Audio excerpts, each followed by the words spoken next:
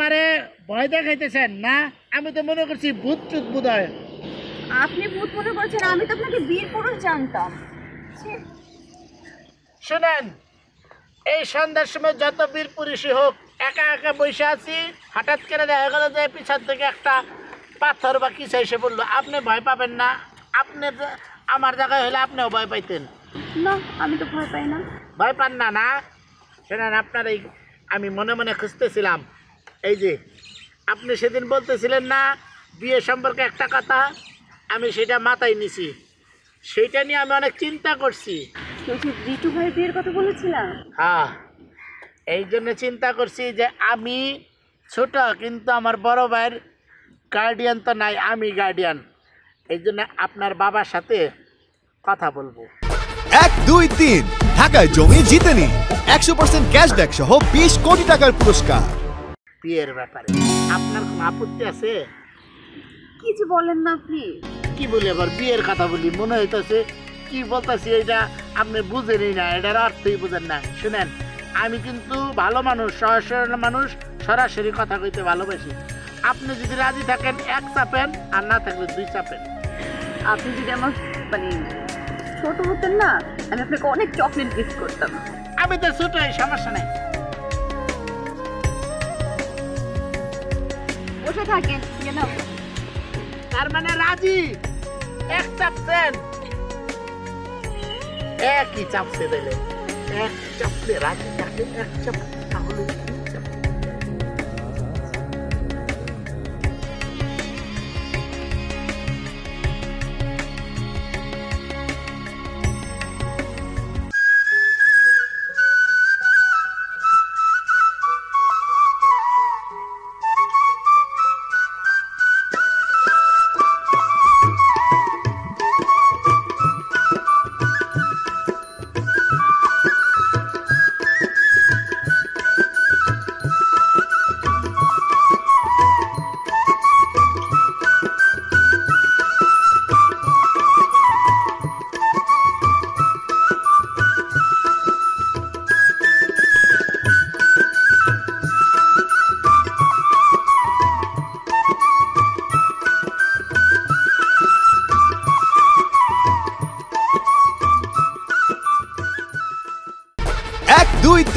ঢাকায় জমি জিতে নিন 100% ক্যাশব্যাক সহ 20 কোটি টাকার পুরস্কার।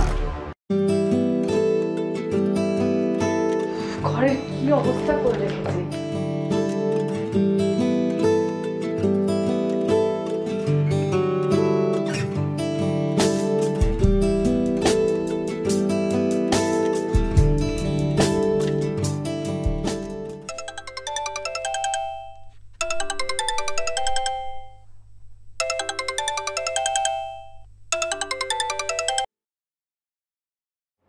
হ্যালো, হ্যাঁ মা বলো।